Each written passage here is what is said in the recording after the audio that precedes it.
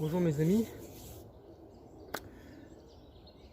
pour ceux qui ne le savent pas, je ne suis pas kiné, je ne suis pas coach, je ne suis pas ostéopathe et pourtant j'ai du poil aux pattes. Bon, j'avoue, la rime et la blague elle est un peu nulle, mais bon, on fera avec.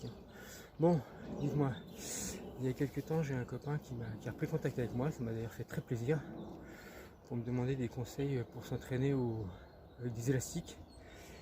Et notamment il m'a demandé comment je fais pour faire un développé incliné, pour reproduire un développé incliné.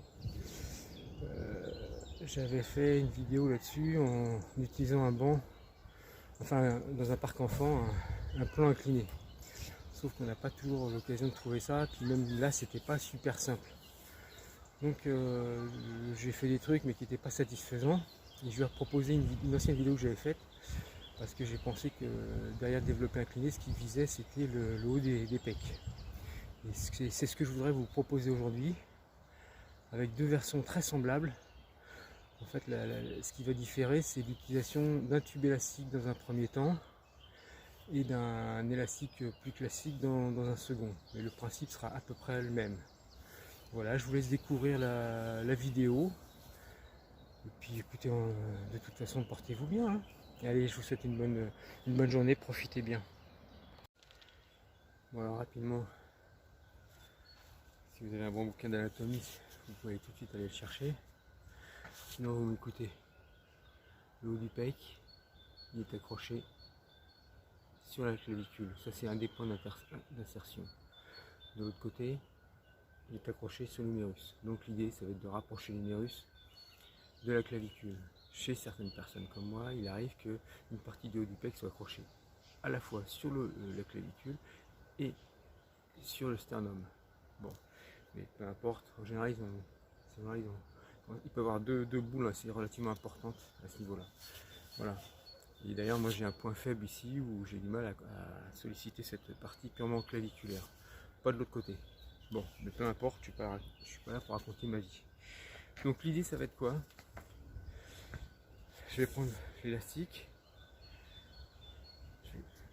Je vais écarter un peu les bras, faire une saisie. Je rapproche les coudes. D'entrée de jeu, alors évidemment je vais éviter de bouger les clavicules. Hein. Je vais me pencher légèrement vers l'avant, je ne bouge plus les clavicules et je ramène les coudes. Plus que les poings, ça marche aussi, je vais plutôt ramener les coudes. Et à partir de là, je vais monter les coudes vers le haut. Je vais essayer de garder mes épaules plutôt vers l'arrière pour ne pas les solliciter. Et je fais ce petit mouvement. Et gardez, contrôler les épaules pour que justement aussi les trapèzes n'interviennent pas trop. On peut faire aussi une espèce de mouvement comme un uppercut, mais tout en gardant la clavicule fixée. Si je fais comme ça marche moins bien. Voilà, on voit.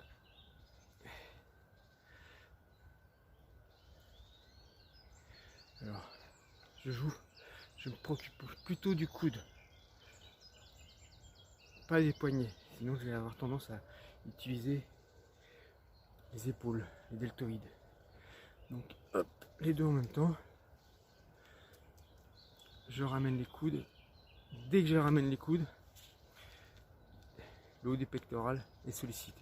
Regardez. Et ensuite je monte. Ou séparément. Évidemment, pour prendre plus de résistance, par exemple là je vais prendre deux élastiques. Et là, tout de suite, ça travaille plus fort. Le tout, ça va être de contrôler les épaules, parce que sinon le deltoïde va trop être sollicité. Ainsi que le haut des trapèzes. Hein. Souvent, haut des trapèzes et haut de pec, ils travaillent ensemble. Donc là, j'ai pris 3 fibres.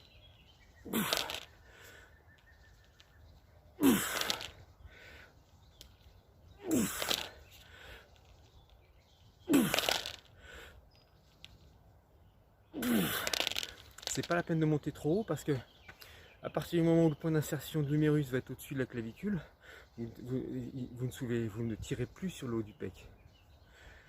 D'ailleurs, on peut faire le mouvement inverse théoriquement, c'est descendre l'humérus vers la clavicule. Mais là, en l'occurrence, la gravité faisant son travail, là on ne travaille pas grand-chose.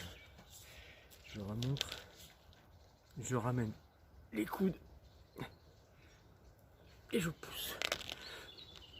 Je fais l'un et l'autre. Voilà. Maintenant, imaginons que vous n'avez pas d'élastique tube et juste un élastique comme celui-là. J'ai une autre version à vous proposer. On va glisser les élastiques sous les pieds. Je vais mettre un peu plus loin, mais le principe sera toujours le même, c'est de rapprocher les coudes, de fixer les clavicules, c'est-à-dire le bloquer le haut, et de remonter le coude vers le haut. Et là, je vais faire une petite combinaison, parce que tout simplement, je vais, au bout d'un moment, ce mouvement, quand je le fais, souvent ce sont les deltoïdes qui vont prendre le dessus. Et pour éviter ça, je vais faire une combinaison, c'est-à-dire je vais faire d'abord travailler les deltoïdes sur le côté, un petit peu les trapèzes, pour revenir dans une position correcte. Et là, je vais réengager le mouvement. Donc une combinaison, mais le but, ça sera quand même de me focaliser sur le haut des pectoraux. Voilà. Donc je me mets plus loin, les deux pieds dans l'élastique, et je fais ce mouvement-là. Je suis rapproché. Donc là, la combinaison, ça va être je soulève, je pars sur le côté, je ramène, et je fais ce mouvement. J'essaie de passer par en dessous les coudes.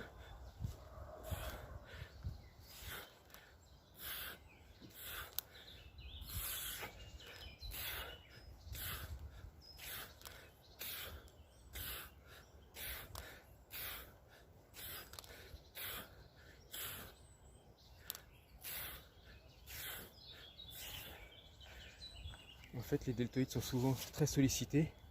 C'est pour ça que je pars sur le côté. Pour éviter, pour qu'ils ne travaillent, enfin ils sont un peu travaillés quand je monte, ils se relâchent et là je me concentre sur le haut des pecs. Sinon on peut faire le mouvement uniquement sans utiliser la combinaison. Là je pars comme ça.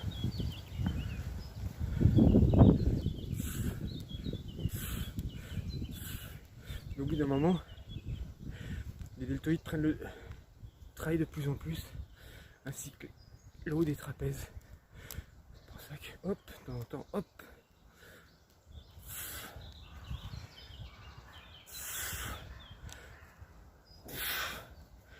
Allez, je vais mettre plus de tension.